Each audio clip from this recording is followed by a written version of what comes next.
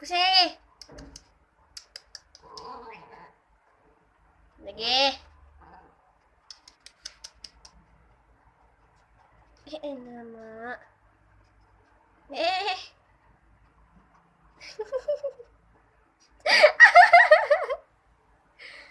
Allahu Akbar. Tengok tu, kau tempat tu dia lah ni main.